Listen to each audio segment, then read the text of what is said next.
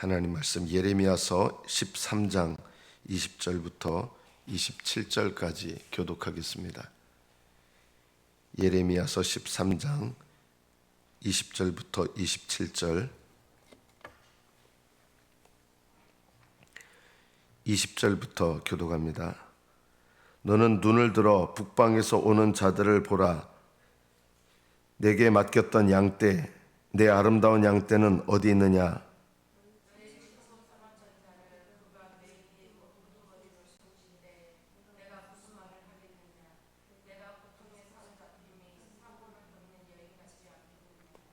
내가 마음으로 이르기를 어찌하여 이런 일이 내게 닥쳤는고 하겠으나 내 죄악이 크므로 네 치마가 들리고 네 발꿈치가 상함이니라.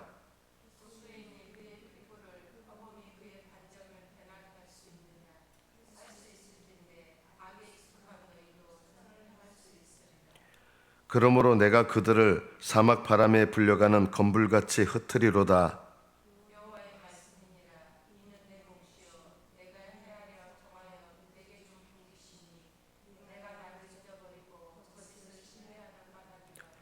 그러므로 내가 네 치마를 내 얼굴에까지 들춰서 내 수치를 드러내리라.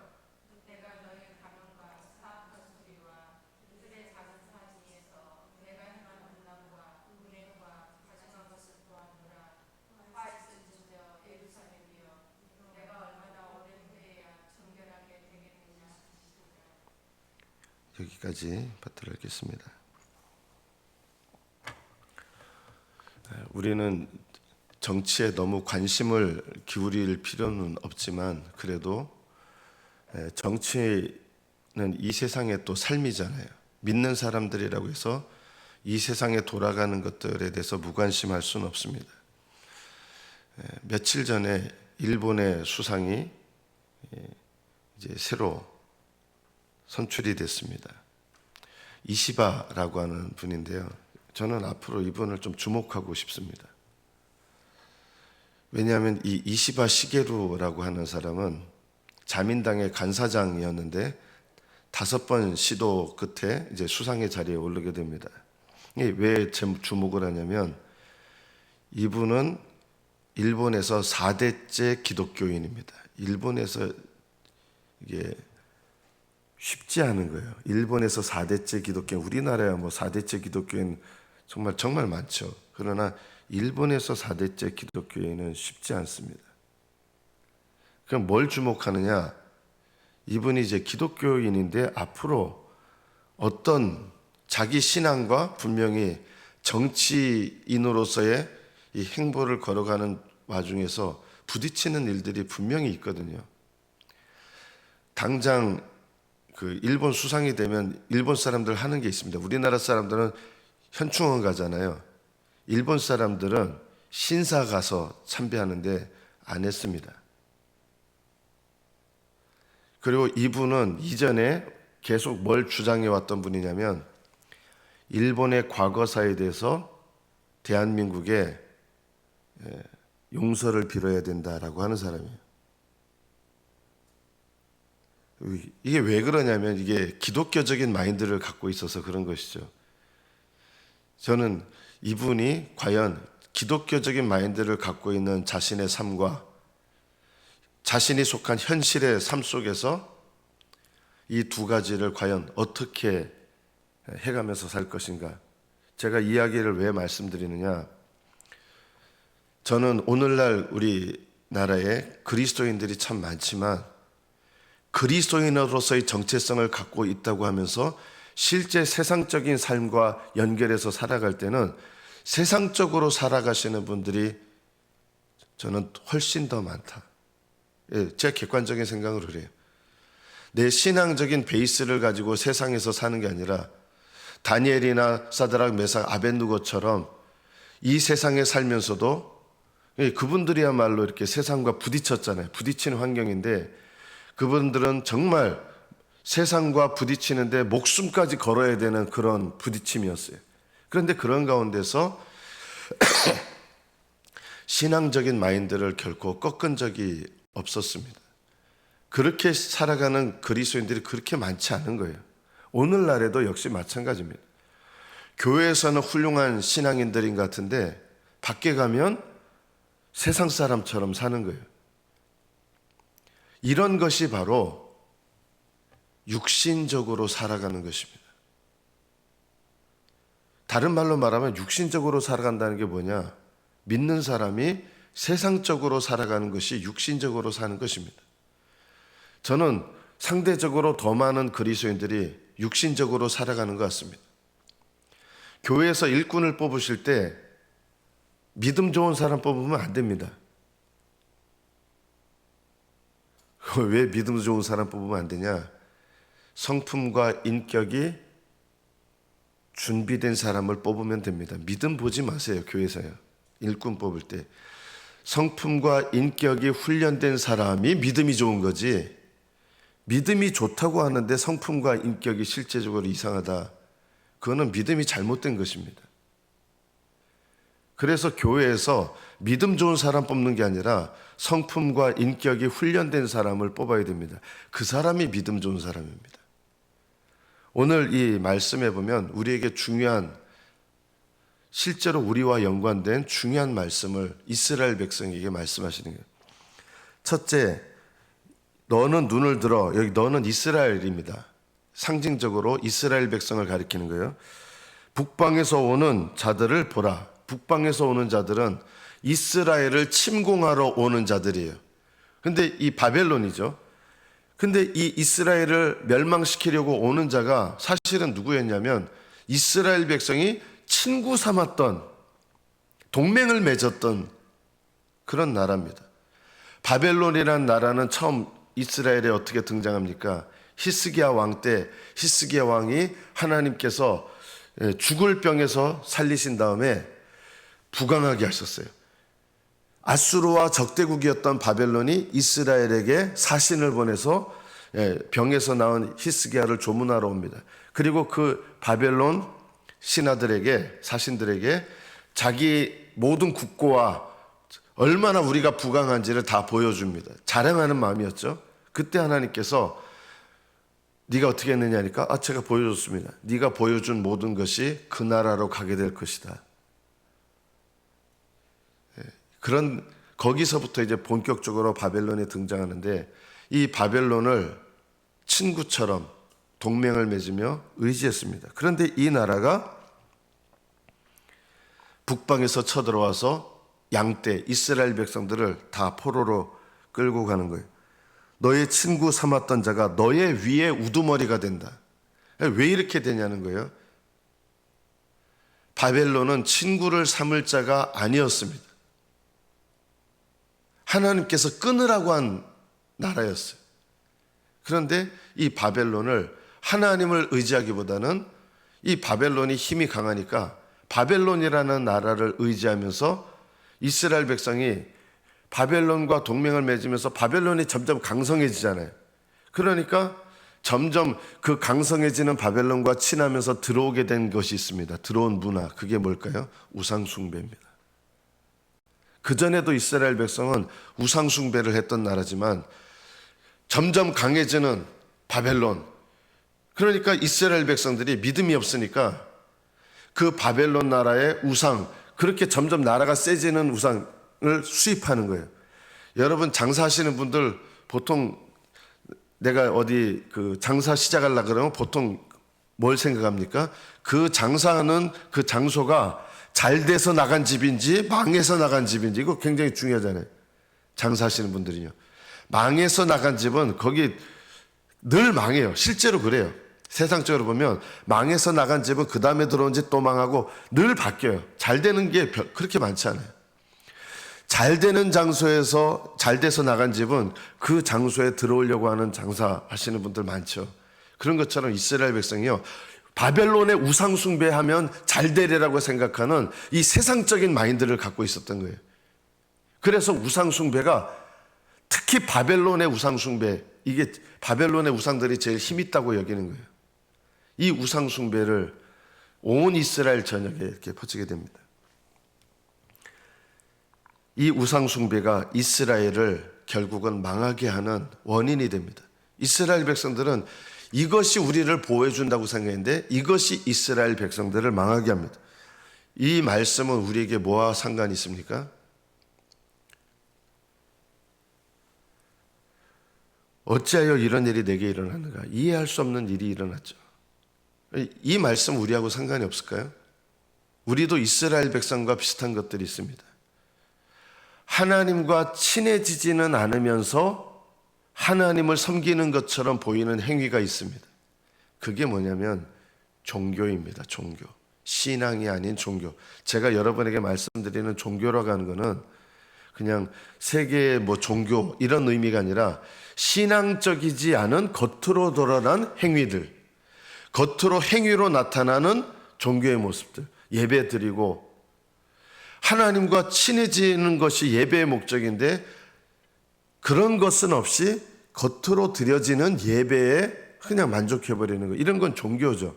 이런 것은 우리를 속입니다. 행위로는 구원받을 수가 없습니다. 하나님과 친해지지 않으면서 겉으로 드러나는 행위들이 있습니다. 이런 것을 의지하면 이게 한마디로 말하면 행위로 구원받겠다고 하는 구원이죠. 행위 구원. 사도 바울이 율법의 행위로는 구원에 이를 수 없다고 한 그 율법의 행위가 오늘날로 말하면 그게 뭘로 이렇게 변장해서 우리에게 있느냐? 여전히 있습니다. 율법의 행위가요. 그게 뭐냐? 종교입니다. 사도 바울이 말한 율법의 행위라고 하는 것은 오늘날에는 그게 이제 변장해서 나타나는데 종교로 변장해서 나타납니다. 하나님과 친해지지 않으면서 겉으로 드러난 신앙을 굉장히 나타내 보일 수 있습니다. 우리가요. 이것에 속아서 나중에 어떻게 되느냐? 종교는 나를 속이고 남을 속입니다. 그래서 하늘나라에 들어갈 때 하늘나라에 못 들어가요. 나는 열심히 살아왔는데 신앙생활 해왔다고 생각했는데 주님께서 뭐라고 하시냐면 나는 너를 알지 못한다 하시는 거예요. 종교에 속으면 안 됩니다. 우리 자신도 종교에 속습니다. 신앙생활의 가장 중요한 것이 뭔지 아십니까? 살아계신 하나님께 나아가는 것입니다. 십자가로 나가는 것이고 성령님을 의지하는 것이고 이게 신앙생활의 가장 중요한 것인데 이것을 안 하면서 우리는 얼마든지 종교적인 행위로 우리 자신을 가리고 숨기고 포장할 수 있습니다. 이것이 정말 무서운 것입니다. 십자가를 의지하는 것, 성령님을 의지하는 것, 하나님을 가까이 하는 것, 하나님과 친밀한 교제를 나누는 것, 이것이 정말 신앙생활의 가장 중요한 것인데 이것이 없이 외적으로 우리가 신앙생활 잘하는 것 같이 나타날 수 있습니다. 얼마든지. 이것이 우리를 속이고 남을 속이고 결국은 내 친구라고 여겼던 자가 이런 종교적인 행위들이 나는 이것으로 구원받을 수 있다고 생각하는데 이런 것들이 나를 내 우두머리가 돼서 나를 지옥으로 끌고 가는 무시무시한 결과를 맞이하게 되는 원인이 됩니다. 종교에 속는 분들이 참 많습니다. 오해하지 마십시오. 그러면 겉으로 드러나는 신앙생활은 필요 없습니까? 당연히 필요하죠. 신앙생활은 겉으로 드러나는 신앙도 나타나게 돼 있습니다. 우리의 신앙생활의 가장 중요한 것은 하나님을 가까이 하는 것입니다. 하나님을 추구하는 것입니다. 십자가의 은혜로 나아가는 것입니다. 우리와 함께 하시는 성령님을 의지하는 법을 배우는 것입니다. 이런 신앙생활의 가장 중요한 것 없이 우리는 종교적인 거 얼마든지 배울 수 있습니다. 오늘 이제 수요 기도회 때부터 이제 우리 교리에 관한 부분도 배울 텐데 교리를 안다고 교리 필요해요. 필요하니까 제가 여러분에게 하잖아요. 교회들이 이제 교리도 잘 안 가르쳐요, 사실은요. 근데 교리 필요해요. 그러나 교리를 안다고 내가 신앙적이 되는 것은 아닙니다. 십자가의 교리를 안다고 내가 십자가를 가까이 하는 거냐? 그렇지 않을 수 있잖아요. 구원론을 안다고 내가 구원의 은혜를 아는 사람이냐? 그렇지 않을 수 있어요. 그러나 교리를 배우는 것은 필요해요. 저는 불필요하다고 여기지 않아요. 우리가 또 속는 것이 무엇입니까? 23절에 보면 구스인이 그의 피부를, 표범이 그의 반점을 변하게 할 수 있느냐? 이것은 어떻게 보면 원죄와 연관이 되는 거예요. 원죄. 원죄에 관해서 우리는 이 두 가지 잘못된 태도를 갖습니다. 원죄는 내 죄가 아닌 줄로 알아요. 그래서 내 책임이 아니다. 이것이 오늘날 우리에게 어떻게 나타납니까? 사람은 태어날 때부터 죄인이기 때문에 죄를 짓는 건 어쩔 수 없다. 이것이 바로 원죄를 회피하는 방식입니다. 원죄는 내 죄입니다. 아담의 죄가 아니라 아담으로 말미암아 우리의 죄가 됐지만 내 죄의 책임이지, 원죄는 아담의 죄가 아니에요. 내 죄예요. 그래서 아담의 죄이기 때문에 어쩔 수 없다. 이런 것이 있어요. 우리는 태어날 때부터 죄인이기 때문에 죄를 지을 수밖에 없다. 전혀 그렇지 않아요. 물론 우리는 원죄를 갖고 있기 때문에 내 힘으로 죄를 벗어나는 거 불가능합니다. 여러분, 왜 우리가 애를 쓰고 죄 안 지려고 하는데 죄를 짓게 될까요? 우리는요, 그런 인생이에요. 우리는 태어날 때부터 원죄가 있는 인생이에요. 다른 말로 말하면 우리 힘으로 어떤 수를 써서도 스스로 죄를 벗어날 수 없는 인생이에요. 이걸 알아야 돼요. 우리는 두 가지 진실을 알아야 돼요.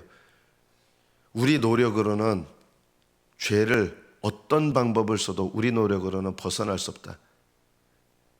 좀 심하게 말하면 절간에 들어가서 수백 년 돌을 닦아도요, 죄를 못 벗어나요. 그게 우리 인생의 모습이에요. 사람들하고 모든 관계 다 끊고 살아도 죄를 못 벗어요. 하루 종일 아무것도 안 하고 살아도 죄를 못 벗어나요. 이게 인간의 모습이에요. 왜 나는 죄를 벗어나려고 하는데 자꾸 죄에 빠지는가? 왜냐하면 우리는요, 죄성이 있기 때문에 그래요. 내 힘으로 죄성을 이길 수 있느냐? 심지어 거듭난 다음에도 죄성을 이길 수 있을까요? 아닙니다. 거듭났다고 해서 죄성을 이길 수 있는 것은 아닙니다. 우리가 나에 대한 이 영적인 사실을 깨달아야 됩니다. 그러면 반대로 우리는 죄에 대해서 이길 수 없는 자이기 때문에 어쩔 수 없이 죄를 지어야 됩니까? 역시 그것도 아닙니다. 그럼 어떻게 되라는 겁니까? 아니, 우리 힘으로는 죄를 벗어날 수도 없고, 그렇지만 죄를 지으면 안 된다고 하는데 어떻게 해야 됩니까? 그것이 하나님께서 성경을 통해서 우리에게 계시하시는 중요한 것입니다. 하나님은 우리 안에 죄성이 있는데 이것을 뭐라고 하십니까? 더 이상 아무 말씀 안 하십니다. 우리가 이 죄성 때문에 죄를 짓게 되는 연약함에 대해서 주님은 우리를 책망하십니까? 책망 안 하십니다. 그러나 이 연약한 죄성에 끌려다니는 거는 책망하시는 거예요. 아니, 우리는 태어날 때부터 연약한데 표범이 반점을 스스로 변할 수 없고 구스인, 흑인이 검정색의 것을 스스로 바꿀 수 없잖아요. 그런 것처럼 죄에 익숙한 너희, 날 때부터 죄인인 너희, 그리고 죄에 익숙한 너희가 스스로의 힘으로 이거 불가능하다는 거예요. 죄를 이기고 벗어나는 게 불가능하다. 그럼 우리 어떻게 하라는 겁니까? 두 가지를 우리가 알아야 됩니다. 예수님께서 십자가로 우리의 모든 죄의 책임, 죄책을 예수님을 믿을 때 용서하셨다는 사실을 믿으셔야 됩니다. 이거를 잊어버리면 안 됩니다. 그러나 그것이 끝이 아닙니다. 하나님께서 우리에게 기억하라고 하신 게 또 있어요. 예수님 믿고 모든 죄가 용서받았기 때문에 죄를 지어도 끄떡없겠네요. 이게 넓은 길로 가는, 잘못된 신앙으로 가는 수많은 그리스도인들이 이 길로 갑니다. 이 생각 때문에. 예수님을 믿고 모든 죄를 용서받았기 때문에 이제 더 이상 죄를 지어도 괜찮겠네요 하면서 그냥 그렇게 살아가는 게 넓은 길로 가는 거예요. 이 넓은 길로 가는 그리스도인들이 너무 많은 거예요. 하나님이 우리에게 원하시는 건 뭐예요? 우리 힘으로 죄를 벗어날 수 없고 거듭난 다음에도 내 힘으로 죄를 벗어날 수 없다 그러면 그럼 어떻게 하라는 겁니까? 주님께서 우리에게 요구하신 것은 십자가로 나아가는 것과 우리와 함께 하시는 성령님을 의지하면서 성령님의 도우심을 힘입는 법을 배우는 것입니다. 그러면 어떤 일이 일어나느냐? 죄에 대해서 성령님의 도우심을 힘입어 점점 끊어지게 됩니다. 성령님을 의지하여 죄를 이기려고 하는 것이 거룩함입니다. 이것을 안 하고 내 힘으로 죄를 끊으려고 하면 100% 실패하게 돼 있습니다. 제가 지금까지도 저는 설교를 제가 알기로 지금까지 설교를 들어왔던 분들 중에 저는 설교를 제일 잘하시는 분이 누구냐? 좀 이상하게 들리실지 모르지만 어떤 분은 저는 조영기 목사님이라고 생각합니다.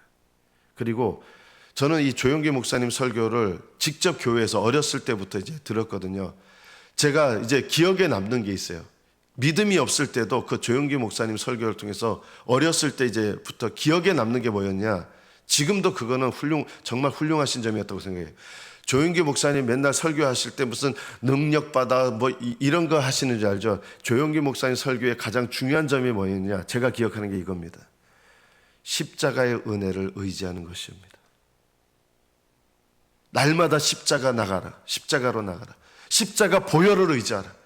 그것을 거의 매 설교 때마다 십자가 보혈을 의지하라는 걸 강조하셨습니다. 저는 그렇게 십자가의 보혈을 의지하라고 주장하신 목사님 여태까지 본 적이 없습니다. 그 조영기 목사님 설교가 왜 그렇게 능력이 있느냐? 물론 하나님께서 그 당시 이 여러 가지 은사도 있지만 이 설교의 내용 가운데 보면 성령님 의지해서 이분이 초창기부터 계속 강조한 게 예수님의 십자가 보혈을 의지하는 것. 이것이야말로 회개입니다. 십자가 보혈을 의지하는 게. 그리고 또 강조한 게 있어요. 성령님 의지하는 것. 이게 신앙생활의 전부입니다. 십자가 보혈을 의지하는 것, 성령님 의지하는 것. 이 두 가지가 신앙생활의 전부입니다. 성령님을 의지하면서 죄와 싸우게 되고요. 성령님을 의지하면서 죄와 싸워 이기게 됩니다. 우리 힘으로 절대 못 이깁니다. 그래서 대부분 그리스도인들이 과거로 돌아갑니다. 과거로요. 제가 하는 말을 이해가 되십니까? 과거로 돌아간다는 게 뭐냐면 죄와 싸우려고 하지 않아요. 죄와 싸워 이기려고 하지 않아요. 내 힘으로 싸우다 보니까 지니까. 그래서 과거로 돌아갑니다. 어떻게 돌아가요? 나는 의롭다함을 받은 것, 칭의를 과거에 받았던, 물론 현재도 유효하지만 칭의만을 의지하는 거예요. 나는 의롭다 하심을 받았으니 그래도 천국 간다. 죄에 계속 지고 있는데 하나님 우리에게 원하시는 게 뭐냐면 성령님을 의지해서 죄와 싸우면, 성령님을 의지해서 죄와 싸우면 이깁니다. 내 힘으로 죄와 싸우려고 그러니까 지죠. 죄는요, 거듭난 다음에도 죄의 힘은 우리 자신의 힘보다 강하다는 거 아셔야 됩니다. 왜 우리는 죄와 싸우려고 하는데 싸우려고 하면 싸울수록 집니다. 아예 안 싸우려고 하면 싸움도 안 일어납니다. 그래서 죄와 싸우지 않는 그리스도인들은 편합니다. 그게 좋은 걸까요? 이게 제일 위험한 겁니다. 이것이 마지막 때 드러나서 그때 내 치마가 들리고 내 부끄러운 것이 그때 나타나고 하나님께서 그 사람에게 주시는 분깃이 뭡니까? 천국이 아니라 지옥이 그의 분깃이 되는 거예요. 너의 몫이 뭐냐? 심판받는 게 너의 몫이라는 거예요. 너의 몫이고 너의 분깃이다. 끝까지 회개의 기회를 주셨는데 회개하지 않는 이스라엘 백성 우상 숭배하면서 하나님을 잊어버렸어요. 그 하나님의 계속되는 경고와 오래 참으심에도 돌아오지 않는 이스라엘 백성의 목과 분깃이 뭐냐? 심판이라는 것입니다. 하나님은 그 심판을 통해서도 물론 끝내시지 않았어요. 돌아올 기회를 계속 주시는 거예요. 그러나 하나님의 심판대 앞에 가서 우리의 치마가 들리고 우리의 수치가 그때 드러나면 그때 가서 어떻게 하겠습니까? 오히려 이 땅에서 수치받는 게 훨씬 낫습니다. 이 땅에서 수치받는 게 나아요. 심판대 앞에 가서 비로소 내 치마가 들리고 그때 수치가 드러나면요, 그때 가면 구원의 기회가 없는 건데요. 이 땅에서 치마가 들려서 수치를 받는 게 더 나은 거예요. 어떤 분이 우리 교회 어떤 분이 와가지고 모든 교인들이 자기를 죄인시한다는 거예요. 물론 그러면 안 되죠. 그런데 제가 얘기했어요. 본인이 하나님 앞에 회개할 죄가 있기 때문에 그렇게 된 거 아닙니까? 그러면 본인은 본인의 죄를 돌아보시고 회개하셔야 되고요. 그 수치를 감당하셔야 됩니다. 제가 진심으로 얘기해 줬어요. 그 수치 감당하셔야 됩니다. 나한테 자꾸 죄인시하는 사람들, 본인도 오히려 그 사람들 정죄하지 않습니까? 그렇게 하지 마세요. 본인의 잘못 때문에 수치를 당하는 것이라면 그것을 기꺼이 당하시는 것이 하나님께서 원하시는 겁니다. 그러길 원하지 않았어요, 결국은요. 이 땅에서 내 수치가 드러날 때 그 수치를 기꺼이 내 책임으로 여기고 하나님 앞에 그러면서 십자가의 은혜로 나간다면 저는요, 그게 신앙이다. 그게.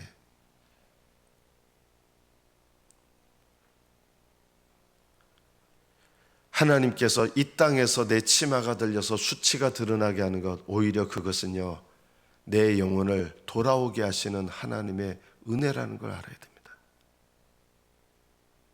근데 우리는 그걸 못 견딥니다. 가립니다. 숨깁니다. 그래서 그게 언제 드러납니까? 하나님의 심판대 앞에서 드러나는 거예요. 내 수치와 이런 모든 것들, 죄악을 가리면서 살면요, 결국은 거짓 신앙생활하게 되고요. 어느 길로 가는지 아십니까?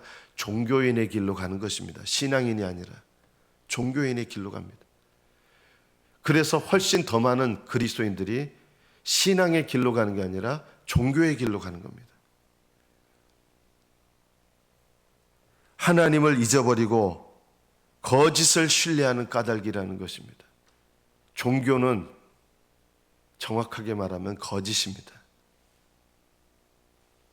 이 거짓이 언제 드러나느냐? 안타깝게도 하나님의 심판, 마지막 심판 때에서 이 종교라고 하는 거짓이 드러나게 되고 치마가 들어올려지고 내가 종교로 가리웠던 수없이 많은 내 불신앙들이 드러나게 되고 그때 수치를 받게 되면 넓은 길로 가는 이들은 주여 주여 하다가 나는 너희를 알지 못한다는 주님의 음성을 듣게 되는 것입니다. 그것이 내 인생에 얼마나 가장 큰 그리고 영원한 손해가 되겠습니까? 거짓을 신뢰하지 말라고 하는 것입니다. 하나님은 우리 모든 죄를 용서하셨다고 믿으면서 죄 짓는 것에 대해서 아무렇지 않게 여기는 것, 이게 거짓입니다. 진리를 의지하면서 거짓을 행하는 것이고, 또한 내 힘으로 어쩔 수 없다고 하면서 포기해버리는 것, 그리고 종교로 나를 포장하고 위장하는 것, 이런 것들이 다 거짓입니다. 하나님 앞에 정직한 신앙은 하나님께로 나아가는 것이고요, 하나님께로 날마다 나아갈 때마다 주님은 우리를 외면하지 않으십니다. 십자가로 나가십시오. 하나님을 추구하십시오. 하나님을 잊어버린 우리가 다시 하나님을 기억하고 하나님께 나아갈 때 하나님은 결코 우리를 버리시거나 떠나시는 법이 없으십니다. 아무리 큰 죄로 또 아무리 자주 지었던 죄라 할지라도 십자가로 나아가고 하나님 은혜로 나가면 하나님은 우리를 외면하시거나 우리를 버리시는 법이 없다고 하셨습니다. 내게 나오는 자들을 주님께서 버리시는 법이 없고 멀리 하시는 법이 없습니다. 신앙생활의 본질은 주님께 나아가는 것이고 주님을 의지하는 것입니다.